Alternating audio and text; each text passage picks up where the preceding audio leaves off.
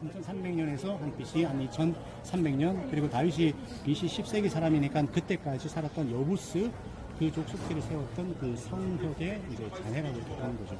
그리고 앞에 있는 요거를 느헤미야 성벽의 잔해라고 보는 거예요. 느헤미야는 이제 바벨론에서 멸망되고 70년 포로가 있다가 페르시아 고레스 왕이 너희가 너희 고토로 돌아가서 다시 성전도 짓고 이렇게 뭐 성벽도 재건하고 이제 이걸 허락을 해줬잖아요. 그 스룹바벨과 이제 느헤미야가 와서 성전과 성벽을 건축하죠. 그때 느헤미야가 재건한 성벽의 흔적이라고 이제 보는 거죠. 그냥 뭐 봐서는 잘 모르지만 어쨌든 이제 고고학자들이 그렇게 얘기를 하는 겁니다.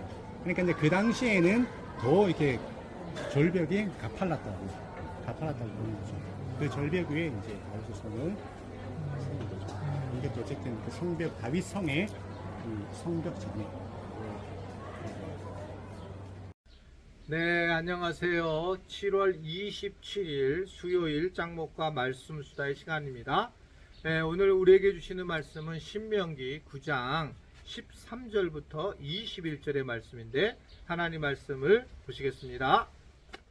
여호와께서 또 내게 말씀하여 이르시되 내가 이 백성을 보았노라. 보라, 이는 목이 곧은 백성이니라.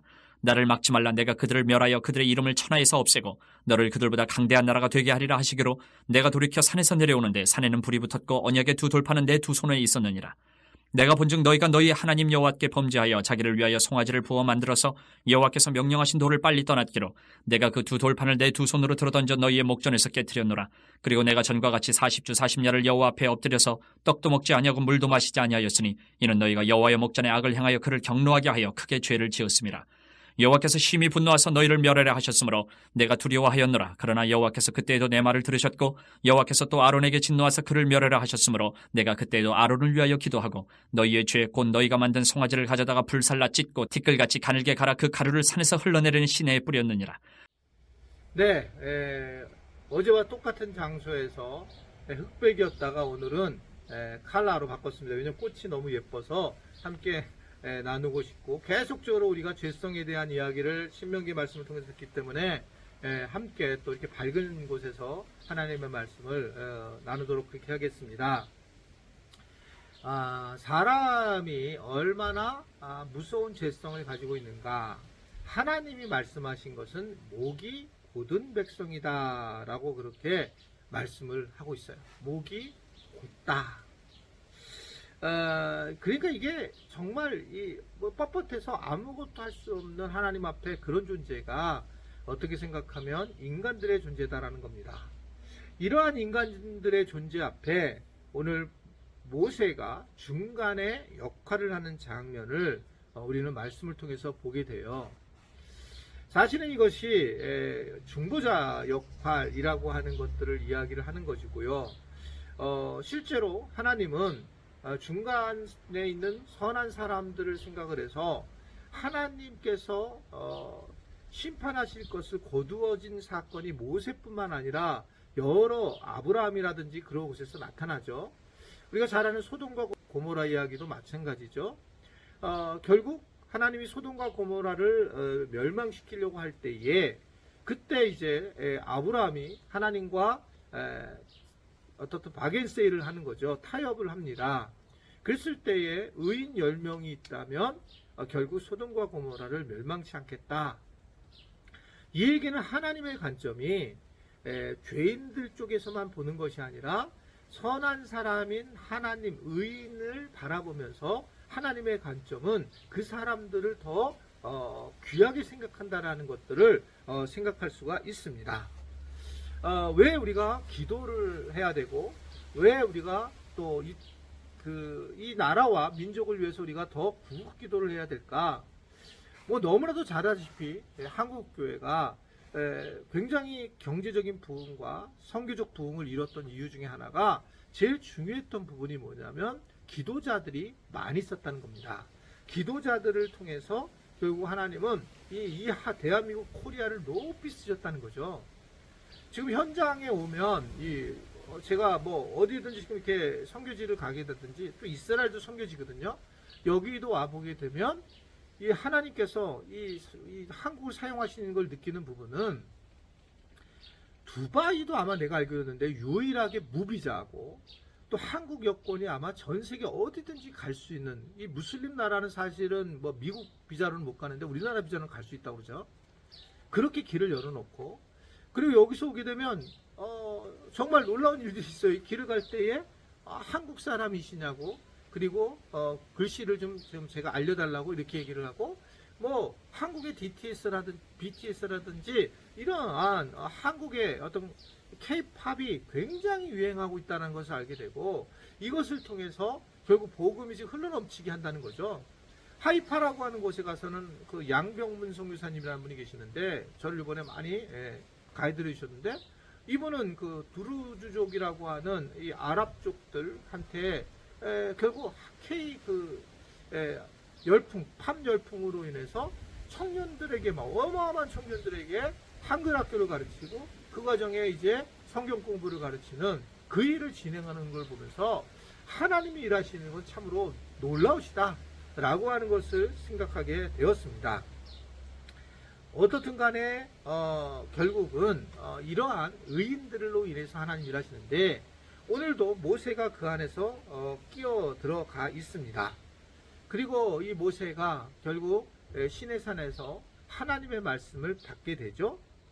그가 15절에 보면 두 돌판을 가지고 내려왔는데, 이 사람들이 자기 스스로를 위해서 우상을, 송아지를 부어 만들어서 하나님의 명령을 빨리 떠나는 그런 과정, 예고된 과정을 보게 되는 겁니다. 그러니까 이 모세가 너무 분노를 해서 자기가 들고 하나님 주신 돌판을 던져서 깨트린 겁니다.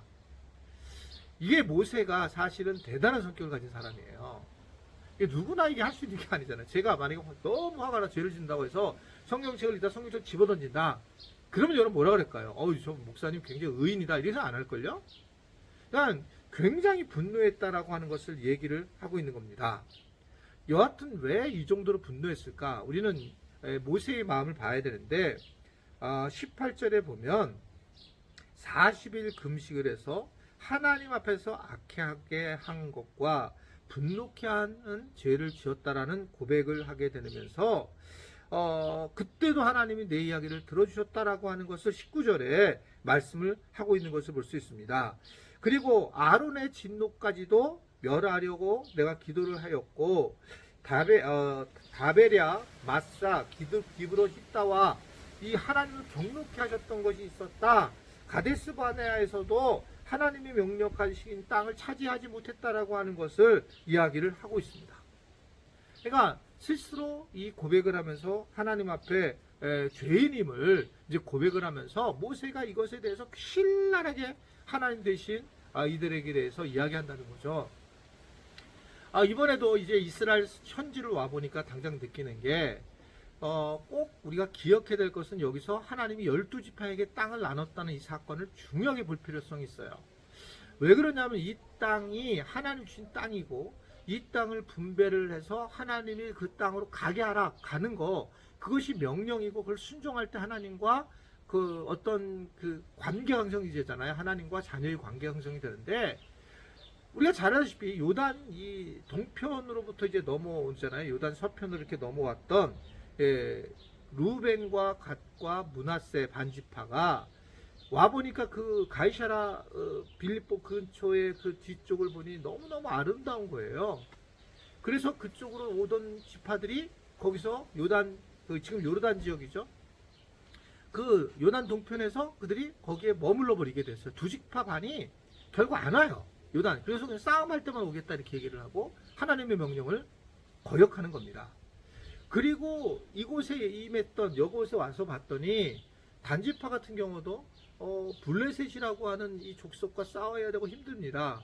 그래서 이들이 실제로 안 되겠다, 우리가 꼭 하나님이 뭐 하라는 대로 할 필요가 있겠느냐, 그러면서 합리주의, 실질적으로 어떤 합의를 하면서 스스로 합의를 해서 이성적인 합의를 해서 하나님의 명령을 어기고 가이샤라 빌립보 윗지역으로 스스로 이전을 해요. 그래서 거기에서 단지파가 발생됩니다. 단지파의 흔적이 나타나요. 기억나세요? 전에 우리 성수순례 팀들이 그 단지파가 발견했다고 해서 거기에 우리가 팜플렛을 아마 300만 원 정도인가, 정확히 모르겠는데 그때 헌금을 해서 드리고 왔었어요. 한글 팜플렛을, 왜냐면 이단들이 그것을 갖다가 접수한다고 그래가지고 저희 교인들이 그때 헌금하고 그것을 한 적이 있는데, 그 단지파가 거기에 나타난 거예요. 자기 스스로 옮겼어요.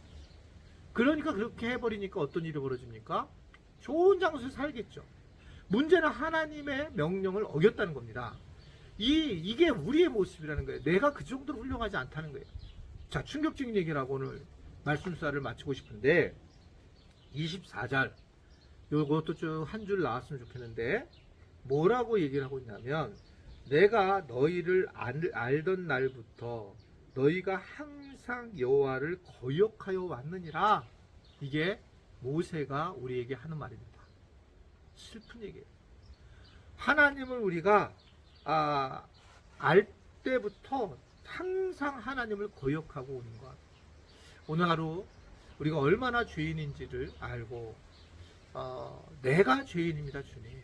나는 그런 존재입니다 라고 고백하며 하루를 주님 앞에 다시 한번 엎드리는 우리 지체들이 될 수 있기를 바랍니다.